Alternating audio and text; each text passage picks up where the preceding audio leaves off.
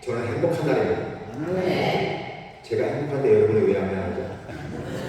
중요한 것은 여러분이 행복한 겁니다. 여러분 행복하십니까?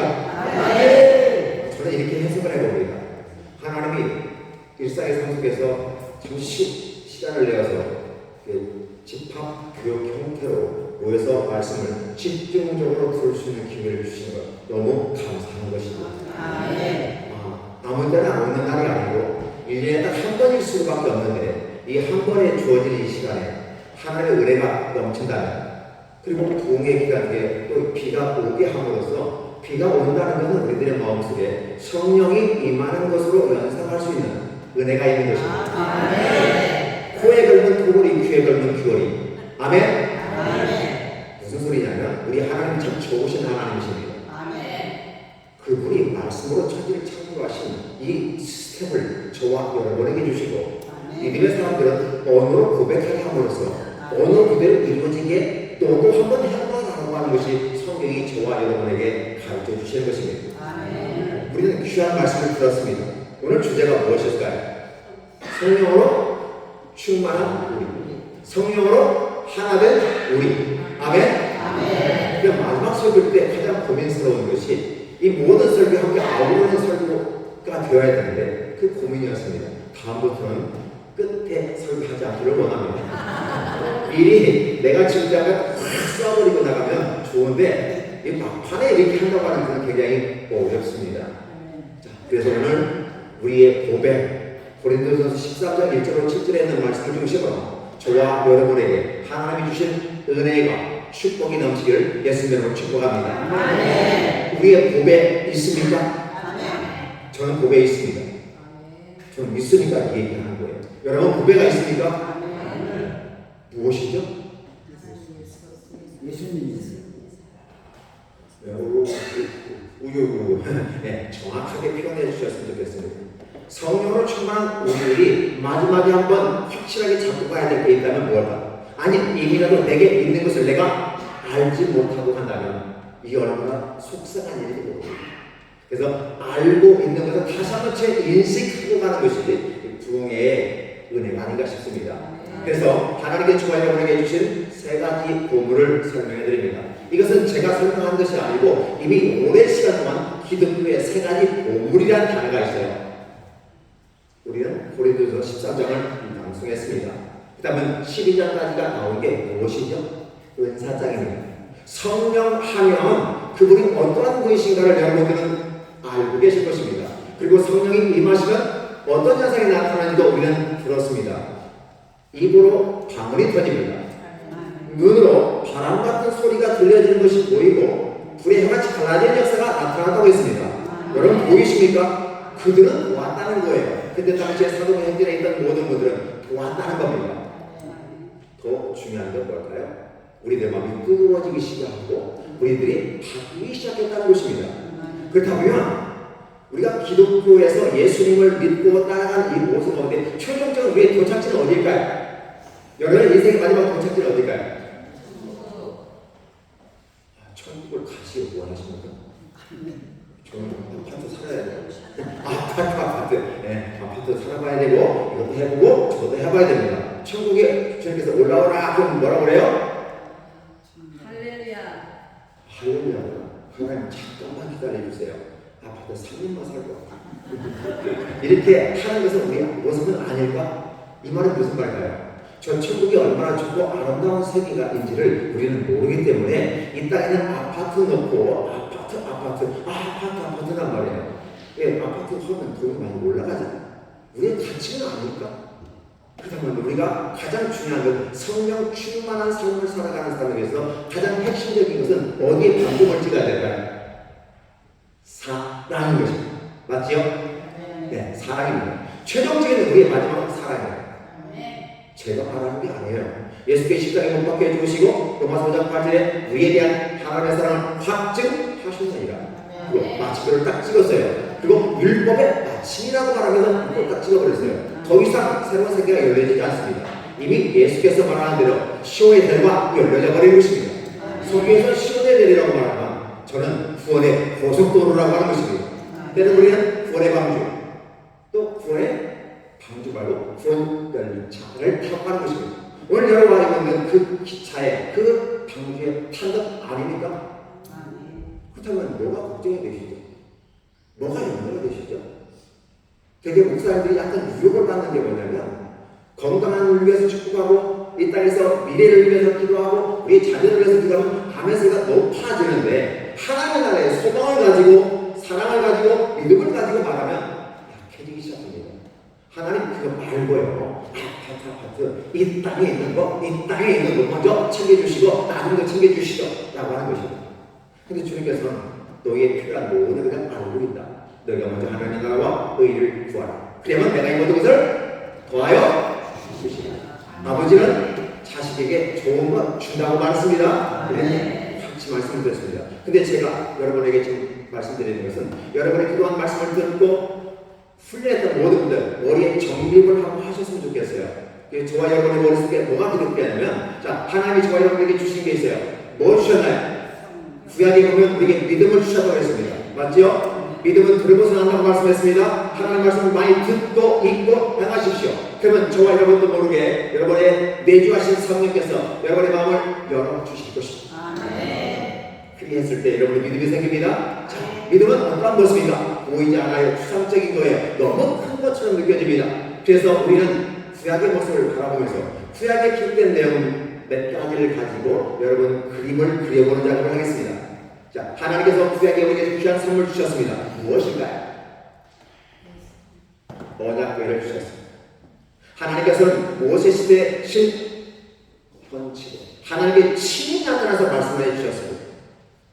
그리고 난 사무엘 시대부터 어느 시대라고 말하며 말씀으로 저와 여러분이 나타나십니다. 그럼에도 불구하고 우리는 보고 느끼고 만지는 걸 통해서 하나님과 함께 하심을 봅니다. 우리에게도 보이는 하나님을 주세요. 우리에게도 만질 수 있는 하나님을 주세요. 우리도 수레에 싣고 갈 수 있는 하나님을 주세요 라고 말하는 것입니다. 그러나 수레는 너무나도 무상들이 크고 조각풀이 크기 때문에 사람이 들고 갈 수가 없어요. 그래서 수레를 끌고 합니다. 근데 우리 하나님은 수레가 필요 없습니다. 어디에다 우리 주님을 모시고 갈까요? 마음인데 마음에 가까운 우리 신체 위에 어깨가 있습니다. 근데 언약궤는 정사각형으로 만들고 조각나무로 만든 다음에 그걸 확 입혀놓고 난 다음에 그게 어깨에 매는 띠를 메고 제사장들이 걸어가면서 우리를 이끌어가는 모습입니다. 이 말은 저와 여러분들의 마음속에 하나님이 함께 하신다는 뜻이에요. 우리 하나님은 언약궤 조그마한 거예요. 손에 싣지 않아도 돼요. 왜 싣지 않아야 될까요? 그분 우리의 마음속에 오셔서 함께 계신다는 것이고 신약에서는 그걸 성령의 저인 줄을 알지 못하느냐라고 말하는 것입니다. 이게 구약의 모습은 한 모양과 어떤 이미지를 주기 위해서 언약궤를 만들어 놓으시고 하나님께서 이 땅에 임하신 것을 저에게 보여주면서 지금 이 시간에 저와 여러분의 마음속에 하나님께서 임한 것을 가르쳐 주시는 겁니다. 여러분은 아멘할 수 있다고 하는 자세가 이미 내 안에 하나님의 성령이 임하였고 성령이 임하셨습니다라고 고백하는 것입니다. 아멘? 예, 맞습니다. 하나님 우리에게 구약의 언약궤를 선물해 주셨습니다. 그걸 저는 믿음이라고 해석하고 싶습니다.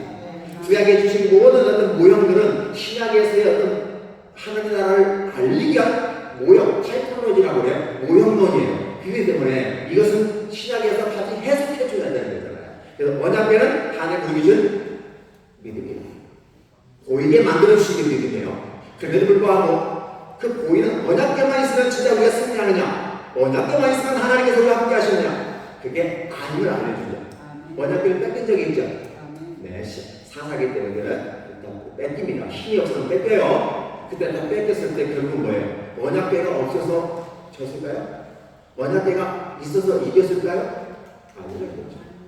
구약의 모습은 모형적인 부분 속에서 내가 너와 함께하는 모습을 보여주기 위해서 언약궤를 줬다면 중요한 것은 언약궤가 아니지 않느냐?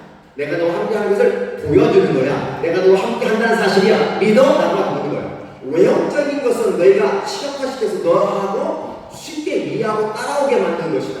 그렇다면 진짜는 뭐냐? 믿음이다. 그리고 그 언약궤를 통해서 그 말씀을 순종하느냐 하지 않느냐. 순종의 개념은 하나님의 말씀을 듣고 순종할 것인가 말 것인가는 저와 여러분의 몫입니다. 선택권에 주어졌어요. 자율권에 주어졌어요. 그러나 우리는 나와 내 집은 여호와를 선택하겠노라. 오늘날 너희를 택하라. 누가 이겼습니까? 여호수아가 이겼어요. 그러니까 여호수아가 보고 잘 사는 거예요. 그렇죠? 그럼 구약의 언약궤는 하나님 우리에게 준 믿음이라고 생각하시고 본다면 하나님이 좋아해 우리에게 선물을 주신 것입니다. 구약에 있는 유대인들, 성민들에게만 주는 거 아니라 이것은 앞으로 오고 올 수많은 세대, 저 미래의 세계까지 이것을 똑같이 주신다는 거예요. 그렇지 않으면 맨날 나와서 이렇게 해야 돼요. 목사가 맨날 설교해야 돼요. 근데 성경을 미리 기록해 놓고 바로 구약의 언약들 중에서 내가 너에게 선물로 주었어. 언약은 뭔지 아니? 나를 상징하는 거야. 내가 너 합격하는 상징하는 거야. 근데 너의 믿음이 있어. 이것을 따라 규례와 규칙과 윤례를 주면 네가 그걸 따라갈 수 있겠어? 라고 하는 거죠. 구약에서는 농학 선생이기 때문에 막 일일이 가르쳐. 해야 된다, 하지 마라. 이 가르쳐 주는 것입니다. 초등생들은 어떻게 돼요? 밥 먹어도 되고 안 먹어도 되는 것이 어르신 아침 드시는 분, 안 드시는 분이 태반인 거예요. 아침 먹어야 될까요? 안 먹을까요? 네, 먹어요. 집에서 뭐래요? 아침 먹지 않으면 저희 안 사람인데요. 아침 못 먹으면 학교 안 보내고.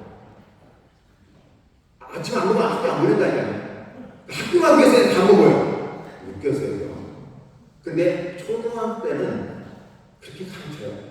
근데 이제 성인이 되면 먹어도 되고 안 먹어도 돼. 그거 어떻게 돼요? 바로 구약의 개념은 규칙을, 윤례를 정해주시고 그렇게 가는 거야. 한번 따라와 볼 수 있겠어? 너 그렇게 따라와 봐. 그러면 구원을 이룰 수 있어. 믿음은 구원의 일이니까요. 그러나 우리는 그걸 따라가면 따라갈수록 어떤 느낌이에요? 하나님께서 저와 여러분을 심판하십니다. 아니, 저희 시험하십니다. 그래서 심판에 연결돼요. 구약의 모습은 따라올 수 있겠니? 따라와봐. 그러면 따라왔을 때 여러분이 혹시 따라가셨나요? 다수가 따라가지 않았습니다. 그렇죠? 그래서 멸망에 이르렀다고 구약은 계속 이야기하면서 믿어, 따라와, 순종해. 그 신학에는 뭐예요? 신학의 모습이 뭔가를 가르쳐 주려고 하는 거예요. 그렇죠? 오늘 저와 여러분들은 말씀을 듣고 있고 행하는 모습은 적절하다라고 합니다. 지금 권사님과 집사님과 30-40년의 신앙생활 하신 모든 분들이 앉아 계셔요. 저와 여러분에게 또 이 말씀을 합니까? 또 아는 내용, 익히 알고 있는 내용. 근데 또 하는 거예요. 뭘 깨달으라고 할까요? 구약의 개념은 내가 지시한 모든 걸 그대로 행할지라도 다 이룰 수 없다. 결국은 하나님께서 우리에게 믿음을 주시며 율법을 주셨을 때 율법으로는 구원이 이룰 수 없다는 사실을 깨달으라는 거예요. 인간의 노력과 수고에 의해서 내 열정과 내 힘으로 모든 걸 해서 감당할 수 있을 것 같지만 못한다는 사실을 인정할 수 있겠니라는 거예요. 그러니까 이게 구차원적인 요구예요. 믿음을 주시고 율법을 주셔서 이대로 행하라고 하는 것이 그러면 우리는 뭐라고 고백해야 돼요? 하나님이 주신 거 다 지켜봤는데요. 안 돼요. 어쩜 좋죠? 라고 하면서 두 손 들고 나오라는 것이 구약의 메시지입니다. 아멘? 네, 맞아요. 그럼 어떻게 할까요? 안 되는 줄 알면서 왜 시켜요? 안 되는 줄 알면서 왜 시켜요, 하나님? 우리는 받을 수가 있을 것입니다. 하나님 이 말이죠. 맞아. 내가 죄를 지지 않았더라면, 에덴 동산에 쫓겨나지 않았더라면, 능히 이것을 지킬 거야. 아니, 그렇지 않았더라면, 죄를 지을 수도 있고, 안 지을 수 있는 그 에덴 동산의 모습이었다면 너에게 필요 없어. 그 다음에 죄를 짓고 떠나왔을 때, 다시 나무로 돌아가는 데는 너희들의 노력과 수고로 안 된다라는 걸 가르쳐 줍니다.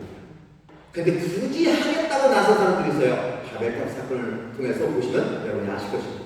그렇죠? 바벨탑을 쌓고 또 쌓고 또 쌓으세요. 하나님이 싹 쓸어버렸잖아요. 안 된다니까! 그럼에도 이 세상은 종교라는 이름으로 바벨탑을 쌓아서 여전히 하나님께 도전합니다. 하나님 물러주셨죠? 우리 이렇게 할 수 있어요. 하나님 이렇게 하셨죠? 우리 이렇게 할 수 있습니다. 이길 수 있습니다. 이렇게 나가요. 이게 구약에서 그렇죠? 그래 말입니다. 안 되는 걸 안 된다고 인정하라고 주께서 얘기하시는데 우리 끝까지 안 해요. 올라가지 말라고 하면 참 쉬어도 돼요. 올라가라, 정복하라, 그건 어떻게 돼요? 가면 되는데 올라가려면 안 올라가. 그럼 하나님 뭐라고 막 하고 올라가지 마. 그럼 또 올라가요. 이게 웬 참견 보신 분이 몰라요. 이게 구약의 모습이에요. 오늘 저와 여러분의 모습은 아닐까요? 저는 그런 모습이 굉장히 많이 있어요. 그래서 하나님, 내 손을 주께 높이 손을 봅니다. 성령 하나님이 임하시면 우리는 자동적으로 손들을 모을 수밖에 없는 구조예요. 성령 하나님에게 충만하면 회개한다는 말은 당연히 옳게 될 것입니다. 그런 다음에 회개하는 사람들에게 하나님께서 은혜 주셔요. 뭘 주실까요? 자, 믿음을 주신다면 뭘 주시나요? 사랑을 주십니다. 여러분이 믿음을 가지고 말씀을 지켜나가고 몽학 선생님만 열심히 지키고 따라가고 막 합니다. 참 잘했어요 라고 합니다. 그런데 거기까지야. 거기까지. 그럼 그 다음은 뭐가 할까요? 희망이 없잖아요. 절망이잖아요. 그럼 무슨 방법을 쓸까요? 비로소 나야나. 비로소 나야나. 하나님께서 예수 그리스도 통해서 우리에게 십자가에 못 박혀 죽으시고 사랑으로 확증시켜 주셔서 너의 노력과 수고와 너가 많은 헌금과 착한 일과 또 무엇일까요? 기타 행하는 모든 것들로 말미암아 천국에 갈 수 있는 거예요. 헌금을 많이 해서 천국으로 옮겨가는 것도 아니라는 사실이에요. 오직 예수 그리스도의 십자가에 못 박혀 죽으시고 살아나시는 사건. 그래서 사랑을 이야기합니다. 오늘 얘기해요. 오늘 성령 충만을 받으면 여러분과 저와 모든 곳에 나타나는 거 뭘까요? 성령의 나타나심, 성령하면 기적. 오늘 십자가에 나와 있고 뭐라고요? 천사의 발을 발치하라. 그렇죠? 각종 기적을 사랑 옮길 만한 믿음. 오늘 저와 여러분이 원하는 건 이거 아닐까요? 사랑 옮길 만한 것, 그렇죠? 천사의 말을 하고 방을 유창하게 하고 남 앞에서 뻐기면서 나 예수 믿었어? 그러면서 나는 나의 사랑해? 나만 사랑한다니까? 혹시 이런 줄 아는 거죠? 근데 문제는 뭐가 없어요? 사랑이 없으면 I'm nothing. nothing이라는 말은 전혀 없다. 완전 무상태로 가는 거죠. 그러니까 대단히 중요한 것은 성령이 나타나, 성령을 받으면 반드시 우리는 단언을 하고 뭘 하고 수많은 은사가 쫙 펼쳐지는 것입니다. 근데 기억해 주세요. 성령이 나타났을 때 각 사람 머리 위에 임하는 것이 다 달랐다는 것입니다. 각 사람의 성향과 성격과 삶의 형편들, 상황 여건을 따라 하나님 주시는 대로 받으시기 바랍니다. 맞춤 서비스 주신 분이 우리 하나님이세요. 그래서 교회가 조화롭게 얘기한 거예요. 머리 대신 예수 그리스도 앞에서 팔과 다리와 여러 가지 유기적으로 연결되어서 하나의 몸을 이루는 거죠. 하나님은 각 성령을 받은 사람들이 담임 목사님을 중심으로 하나를 똘똘 뭉쳐서 하나의 유기체로 살아 움직이는 것으로 가는 것이었습니다. 아멘? 네, 한국 교회가 세계사에 찾아본 모든 교회가 여기까지 참 잘했습니다. 믿음으로 행하였습니다. 꽃을 피웠습니다. 사랑까지 실천했습니다. 엄청난 일들을 해놨습니다. 그러면 믿음, 사랑까지는 설명 더 이상 안 해도 되겠죠. 오늘 저의 포인트는 다음 단계입니다. 어디입니까? 소망. 근데 여러분 기억해 주시기 바랍니다. 소망이란 외적인 모습이 보일 때 그 모습이 어떻게 보입니까? 자, 소망 딱 들었을 때 어떤 느낌일까요? 소망하면 하나를 된다. 또 뭔가 좀 막연하지 않습니까? 세계사의 교회를 역사를 보고 한국의 교회사를 보고 미국의 교회사를 바라보면 결국은 기독교가 주님에 따른 아쉬움이 아니면 애타고 안타까운 부이 다가옵니다. 왜 그랬을까? 라는 원인을 찾아야 되는 것입니다. 우리에게 소망이 없어요.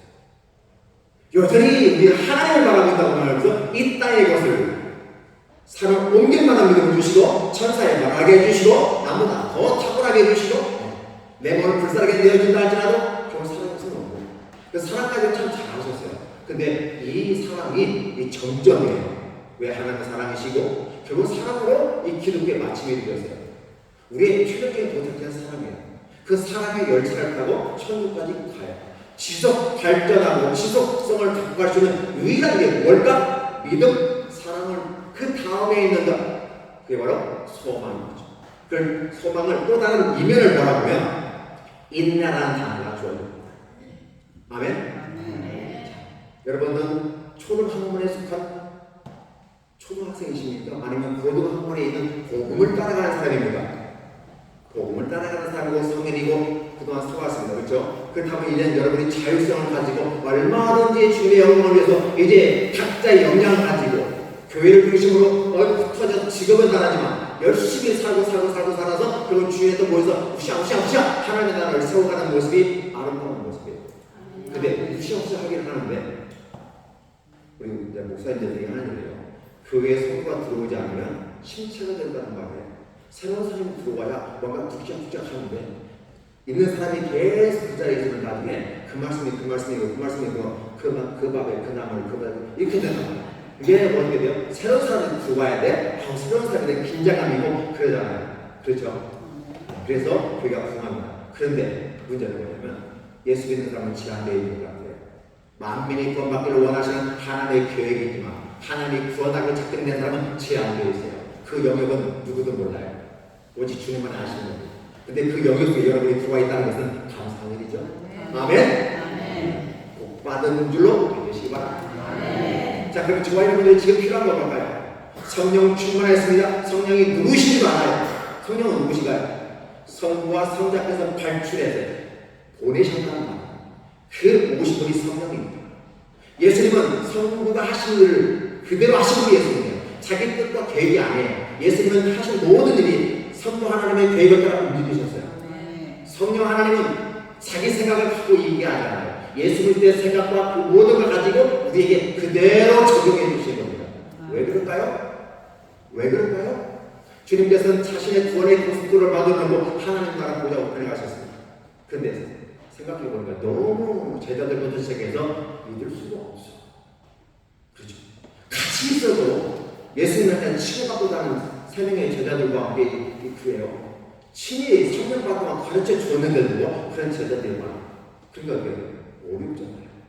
이제 구원의 고속도를 만드신 주님께서 하나님 나라에 올라가면서 뭐라고 하냐면 내가 좋은 것을 주리라. 좋은 것을 주리라 그랬어요. 그렇죠? 그래서 이 좋은 것을 위해서 10일 동안 기도했어요. 그렇죠? 예수께서 부활하신 후에 40일 동안 흩어진 분들 다시 제자들을 모으고 10일 동안 기도하라고 예수님은 올라가 버렸어요. 50일 동안 열심히 기도. 그래서 50일 오순절입니다. 구약에 말하면 초실절, 백초절 맞아요. 그래서 그 명절에 많은 유대인들이 전통을 따라 모였던 그 시점이 오순절이라고. 10일 동안 열심히 기도했더니 하나님의 기적들이 나타나요. 사도행전에 길 때는 모든 것들이 나타나요. 그래서 구약에 있던 모든 그 모형이 실제 어떻게 이루어졌는지, 구약에서 요엘 선지가 얘기했던 내용이 어떻게 이루어졌는지 사도행전을 통해서 그대로 기억하고 있어요. 그래서 예수가 하신 그 일들을 이제는 사도가 하는데 힘없고 부족하니까 성령을 던집혀서 성령과 함께 새로운 사역을 만들어가는 것입니다. 그렇다면 그것은 신학시대입니다. 이 시대는 어떤 시대일까요? 이 시대는 목사와 교사. 그렇죠. 그때 당시 성경이 목사와 기사라고 했어요. 교사는 신학자를 얘기하는 거죠. 지금 시대는 목사와 성도를 중심으로 새로운 세계가 펼쳐지는데 성령 하나님이 담임 목사님 중심으로 성도들이 똘똘 뭉쳐서 새로운 여러분의 행전을 쓰라는 것입니다. 그래서 성령이 충만하여 필요한 것이고, 그렇죠? 우리가 예수 믿고 나가서 예수 믿는 건 분명한 사실은 성령이 임하셨으니까 예수 믿었죠. 그러나 성령이 충만했을 때 우리가 얼마든지 감당할 수 있다. 그렇죠? 근데 문제는 왜 성령을 충만하게 주셨나요? 왜 주셨을까요? 생각해보세요. 천사의 말을 하고 잘났다고 떠들고 산을 얼마나 믿음을 가지고 막 들쑤시고 나를 바랄까요? 아니에요. 우리 앞으로 살아가는 길이 험난한 길이에요. 예수 믿는 것은 행복한 길이고 사랑의 천국으로 이어져가는 막간 꽃길만 걸어. 예수 믿는 사람들은 꽃길만 걸어라는 말을 세상 사람들이 하는 거예요. 왜 세상 사람들은 꽃길만 걸어가야 될까요? 이 땅이 전부니까 살아있구만 꽃길을 걸어가는 거예요. 예수 믿는 사람들은 이 땅에서 꽃길만 걷는 게 아니라 환난과 어둠의 골짜기를 통과해야 됩니다. 내가 이 길 통해서 구원을 나의 수고와 노력으로 천국에 가는 것이 아니라 예수 믿은 사람이 믿음을 받고 사랑을 체험하며 사랑을 유지한 우리들의 모습 가운데서 이제는 뭐가 필요하다? 소망이 필요하다. 겉으로는 세상을 위해서 소망, 호흡을 써요. 그러나 사실은요, 인내가 필요합니다. 농부의 인내가 필요합니다. 자, 아까 말씀 중에서 얘기했어요. 자, 야곱이 몇 년 만에 집으로 돌아왔습니까? 20년. 7년? 6년. 그렇죠? 14, 20년 만에 돌아왔습니다. 아브라함이 75세에 나 자손이 없는데요. 주시지 않나? 몇 년 기다렸어요? 25년 기다렸어요. 욥기를 살펴보겠습니다. 욥기 같은 경우는 1장에서의 모든 복이 42장에 가면 더블로 받게 됩니다. 그 기한이 언제일까요? 정확한 기억은 없어요. 학자들이 추정한 것은 100년, 70년, 30년. 100년, 70년 우리한테 너무 그걸 하면 힘드니까 30년을 할게요. 1장부터 42장까지 가는데 30년이 걸렸다는 것입니다. 근데 우리는 마치 1장에서 42장까지 가는데 1년 길어봤자 1년 정도. 그래서 하나님 빨리빨리 주세요라고 자의적 해석을 하는 것 아닙니다. 1장부터 42장까지 30년이 걸렸어요. 그래서 더블의 복을 받은 겁니다. 근데 우리는 그 참 과정을 무시를 해요. 그리고서 유럽 세계를 바라보면 비잔티움 멋있는 기독교의 문화를 뽑혔습니다. 그러나 기억해 주세요. 믿음과 사랑을 받고 깨닫고 살아가는 건 좋은데 지수성을 가지고 가지는 못했어요. 끝까지. 한 예를 들면 말레이시아에 갔을 때 선교사가 하는 말이 있어요. 서구 기독교가 카톨릭이 말레이시아에 왔을 때 엄청난 높은 꼭대기에다가 엄청난 성전 같은 걸 만들어 놓고 지변 분리만 언덕 위에 예쁜 집 짓고 함께 둘이 사는 게 아니라 그들만의 캐톨릭 로마 교회들만의 이 세상을 지배하는 방법으로 쓴다는 것입니다. 문제는 우리는 모르고 있었지만 세계의 열방들은 선교사를 먼저 보내고 사람들을 융화시킵니다. 오, 저 프랑스 사람, 오, 영국 사람, 오, 좋아. 그걸 만들어 놓은 다음에 간첩들이 들어가고 그 다음에 그 땅을 차지하고 식민지화하는 것이 기독교에 이용됐다는 것이죠. 그러니까 그걸 복음을 받아들이는 나라가 어떻게 복음을 받아들일 수 있을까요? 없을까요? 예를 들면 중국 같은 경우는 아편전쟁을 통해서 영국이 중국을 삼키는데 정치적으로 이용해서 그런 아편전쟁을 통해서 중국에서는 종교를 아편이라고 하고 복음이 전파될 수 있을까요? 지금도 그들은 그렇게 아편이라고 하고 복음 전을 막아버립니다. 걸리면 추방해버립니다. 기독교가 맥을 못 주고 있는 거예요. 그리고 저 이슬람 같은 거 터키 성지순례 가보셨죠? 그 소피아 성당 아름답고 멋있는 그것이 모슬림 사원이었어요. 결국 우리는 크게 무시해야 됩니다. 예수 믿는 사람들은 여기 오신 분들은 대박 터지시기 바랍니다. 대박 터지시기 바랍니다. 왜 대박 터냐? 그렇게 거시적으로 볼 수 있는 해양을 가지십시오. 하나님의 계획을 여러분의 마음속에 품으십시오. 지금은 어느 시대다? 믿음을 운운하고 사랑을 운운하는 시대를 넘어서서 이제는 새로운 시대를 가야 됩니다. 철학으로 들어가 볼까요? 근데 로마 교회가 지원하니까 하나님이 중세로 막을 덮어버렸어요. 근대를 내려버리면서 진리에 이르는 방법을 알려줬어요. 그게 바로 경험에 의해서 지식에 이룰 수 있다. 경험 아니야. 원래부터 우리 기준 본육의 개념이 있어. 그건 양심이거든요. 양심을 통해서 우리에게 하나님 말씀을 듣기만 하다 끝났기 때문에 이 두 가지는 행동과 이론. 대입은 드디어 이 이론이죠. 이론을 중심으로 하는 거. 그런데 활동하라고 하는 거. 경험과 이렇게 두 가지가 있어요. 그래서 임마누엘 칸트 같은 경우는 이걸 합쳐보려고 했어요. 지식이 이런 방법은 뭐뭐 해서 복받고 구원받는 거. 그것도 한계가 있어요. 틀린 말은 아니면 한계가 있어요. 그리고 내 마음에 깨닫고 가만히 있으면 뭐 할 건데 움직여야지. 그러니까 뭐가 부족해. 그러면 임마누엘 칸트 같은 경우는 경험과 합리를 합쳐보려고 했어요. 합치는 문제가 생겨요. 결국 뭐라고 하냐면 돌동률이라는 하나님이 있는지 없는지는 몰라요. 칸트도 하늘의 아들이거든요. 그 목사님 딸인 아들인데 결국은 학문적으로 그걸 겹쳐보려고 하면 한계점을 부딪힙니다. 그렇게 말하면 모든 사람들의 마음속에 도덕이 있어야 되고 양심에 움직이는 것이 있어야 비로소 사람이 사람다운 부시하리고 그래서 결국은 경험 비판도 하고 순수 이성 비판도 하지만 그건 아무것도 안 된다는 걸 알게 되고 뭘로 가야 된다? 도덕과 상식과 윤리가 그것이 있어야 비로소 인간하고 삶을 살 수 있다고 하지만 학문에서는 얘기합니다. 그러나 성경에서는 뭘 얘기합니까? 믿음과 사랑을 믹스해서 뭐가 나와야 돼요? 소망이 나와야 돼요. 근데 한국 교회뿐만 아니라 전 세계 교회, 미국 교회와 유럽에 있는 교회들이 뭐가 안 됐어요? 믿음과 사랑이 믹스가 안 되지 않아요. 그리고 소망으로 열매가 맺혔는데 소망이 없어요. 그럼 소망이 굉장히 멋있고 아름답고 느끼잖아요. 가능성이 열리잖아요. 근데 사실은 그 가능성이라는 것은 참고 견디는 인내가 필요해요. 오늘 성경 본문에 뭐가 나와요? 사랑은 참음, love is patient. 근데 7절에 가보시기 바랍니다. It always protects. 이게 보호라는, 이게 참는다는 말을 쓰는데요. 어떤 거냐면 예수 믿는 사람들은 맷집이 세져야 돼. 권투 선수 맷집 세져야 되죠. 내가 때리는 것도 중요해요. 맞는 것도 중요해요. 그 다음에 여러분들은 이제 어떤 내가 은혜 받고 나한테 좋은 말을 해주고 착한 말을 하고 긍정적 말하는 사람만 내 친구고 한국 사람이 아니라 나를 욕하고 험악하게 나를 대드는 사람도 쓱 웃어줄 수 있는 맷집이 있어야 돼요. 그건 it always 왜 그건 항상 청년이 왜 내가 보호한다는 말을 쓰는데 페이션트 앞에 있는데 왜 그걸 썼을까? 보호라는 개념을 쓰고 있어요. 저와 여러분의 마음을 보호하셔야 돼요. 이미 저와 여러분의 마음속에 뭐가 있어요? 성전이 있고 성령이 있어요. 그렇죠? 사랑이 있어요. 그럼 우리 이걸 지켜야 돼요. 그래서 내 마음을 지키라. 킬이에요. 킬이요. 하죠. 여러분 지키라는 맷집이 세야 돼요. 앞으로 여러분의 남편이나 여러분의 아내나 여러분의 자녀들이 아니 믿지 못하는 사람들이 아니 여러분에게 원수 안타까운 말 보는 사람들이 어떤 식으로 얘기하든지 간에 씩 웃어주세요.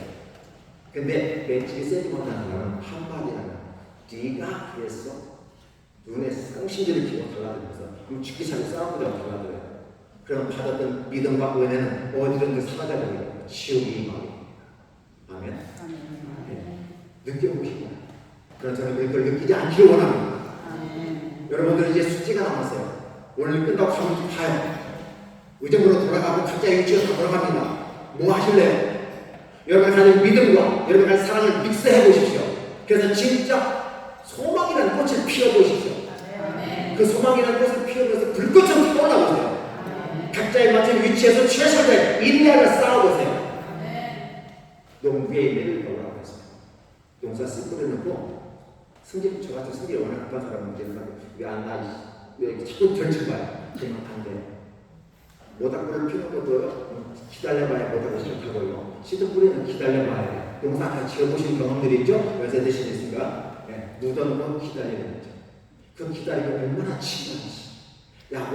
아브라함한테 25년. 아브라함 욕하지 마세요.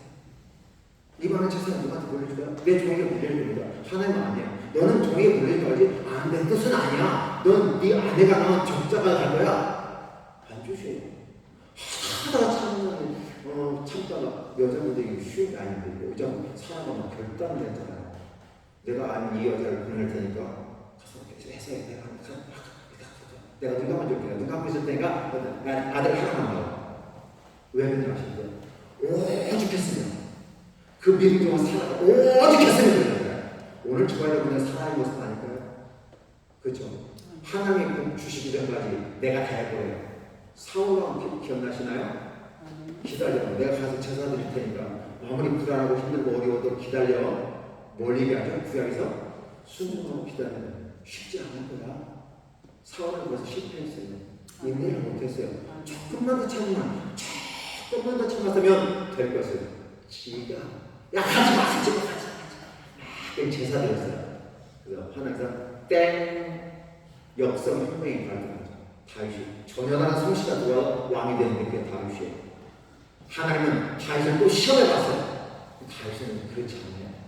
사울보다 멋있지는 않은데 맨날 지금 문제가 생겨. 근데 원천히 하나님 하면서 어떻게 하면 좋아요? 어떻게 하면 좋아요? 힘들어 죽겠는데 참 주의 종에 눈을 주의 병을 담당한 데가 구성화 있어요. 나 힘들어 죽겠다는 말이잖아요. 근데 끝까지 믿음을 갖고 가요. 하나님은 다윗을 위대해요. 오죽했으면 아브라함과 다윗과 예수 그리스도가 족보에 딱 기록해놓고 하나에 딱 찍어주시잖아요. 오늘 저와 여러분들에게 요구하는 걸까요? 아브라함에게 요구하는 거. 다윗이 멋있지만 사실 또 엄청난 시간에 고난이 아픔이 있었어요. 필요성과 사실은 저는 오늘 이 얘기보다도 아브라함의 얘기하고 싶었어요. 12장, 13, 15장, 17장, 22장 5번을 하나님을 만나주셔요. 아브라함이 처음부터 복 받은 게 아니에요. 이삭을 바치는 것도 처음부터 된 게 아니었어요. 몇 번 합니다. 오죽했으면 지금 하나를 팔아보라고 했어요. 그렇죠? 그런데 거기도 비밀이 있었어요. 이건 한 가지 얘기할게요. 저는 성경을 보면서 이해 못한 게 있었어요. 어떻게, 내 누이라고 했으니까 내 맞는 건 아니잖아요. 그게 그 왕은 당연히 그 애를 자기 아들 상대에 들어가세요. 들어갔다는 계획은 끝났다는 거예요. 신랑 집에 신부가 들어가면 게임 끝난 거 아니에요? 그죠? 이게 뭐예요? 근데 하나님께서 역사하셔가지고 다시 돌려보냈다. 우리 요것만 생각하잖아요. 근데 거기에 비밀이 하나 속에 있어요. 사례가 들어가서 분명히 게임 끝나고 이제 파라오의 아내가 된 겁니다. 근데 하나님 역사하시니까 손을 대지 못하고 그런 마음을 해서 내가 당신의 여동생을 받았으니까 당신이 준 선물들이 많이 있을 거예요. 그죠? 자, 이렇게 되면 다시 하나님의 어떤 충격을 받고 보냈는데도 어떤 모습이냐면 다시 돌려보내세요. 돌리면서 돌려주고 받을 생각 안 하고 어떻게 돼요? 더 싸서 더 보내면서 하는 소리가 있어요. 이 사람 내가 안 만들었어? 원래 왔던 대로 그냥 돌려보는 거야. 그러면서 보내주시는 게 있어요. 그게 앞으로 예수 그리스도가 십자가에 못 박혀 죽으시고 3일 만에 가셨다가 다시 돌려보내시는 예표란 사실이에요. 저는 목사님들이 그걸 몰랐어요. 와, 기가 막힌 이 구약의 모습은 신약의 모습을 보여주야만의 무용도이구나 해서 깨달아야 돼요. 오늘 저와 여러분들이 믿음과 사랑을 가지고 믹서를 하시면서 어떻게 이 믿음을 사랑으로 실현할 것인가. 근데 그것을 실현하는 작업이 그 현장이 오늘 저와 여러분이 살아가는 나우의 히어 여기라는 것입니다. 여기에서 오늘 저와 여러분들은 인내의 열매를, 농부의 인내를 배우고 결국은 가십시다. 때로 이 땅에서 눈물 골짜기를 고난다 할지라도 음침한 사망의 골짜기를 고난다 할지라도 하나님이 인도하신다는 하나만 믿고 그게 바로 희망이고 소망인 것입니다. 그때 하나님이 저와 여러분들을 요구할 것입니다. 문제는 끝까지 참아내는 사람, 남아있는 사람, 끝까지 하나님 앞에서 살아남아있는 사람에게 하나님이 복을 주십니다. 승리한 자에게 무엇을 준다? 힘을 준다고 했어요. 맞죠? 김정은 목사님 시간 되나요? 끝나야 되겠죠? 네, 빨리 끝나라고 했어요. 빨리 안 끝나면 제가 날라가거든요. 자, 여러분 기억하세요. 우리 마지막 집회 여러분들이 다른 건 다 잊어버리라고 하면 안 돼요. 여러분 앞서 강사 목사님이랑 말씀 다 기억하시는 거. 핵심적인 게 뭐냐면 여러분 현장으로 나간다. 그 현장은 인내 현장이고 참아내야 되고 싸워내야 되고. 근데 맷집이 약하면 그냥 쓰러져. 한마디 하면 그냥 픽 쏘죠. 한마디 하면 달라지는 그런 맷집이 아니라 툭 던져도요. 선수는 잘하는 사람은 얻어맞으면서도 갖다 때려버리는 거죠. 얻어맞으십시오. 얻어맞으시 공격 다 그냥 쎄 웃으면서 나가십시오. 그리고 한 방씩 남겨도 뭐라고요? 예수 믿으야 안 믿으면 죽어. 그렇죠? 나는 믿었는데 우리 살아봤는데 이게 힘들고 어려워도 결국은 그건 내 거야. 너가 그렇게 살아봐. 자신감 있게 말할 수 있는 그런 인내의 고백들이 저와 여러분에게 있기를 예수님 이름으로 축원합니다. 기도하겠습니다. 하나님 감사합니다. 고맙습니다.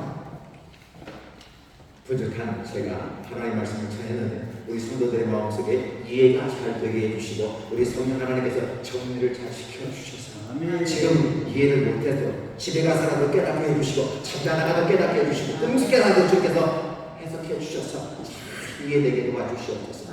마음에 걸리고 있으면 다 풀어지게 하시고 오직 주님의 성령의 충만하고 이제 내가 세상명교회 또 지금 또 하나님께 함께 하심으로 총회합동 봉사의 일원으로서 일을 해나가고 또 한국교회 하나님 나라 백성으로 하나님을 건설해 나가는 그 입장에 서 있을 때 최선을 다하고 그래서 내게 주어진 삶의 현장 속에서 끝까지 참고 견디고 인내하며 주님 바라보며 눈물 골짜기를 걸어가며 기쁨으로 걸어갈 수 있도록 축복해 주시고 최후의 승리를 통해서 하나님의 나라의 아름다운 사랑의 마침표를 찍을 수 있도록 축복해 주옵소서. 아멘. 멘트를 세게 해주세요. 마음이 강하게 해주세요. 싫은 소리 들었다고 울부락부락하지 않게 해주세요.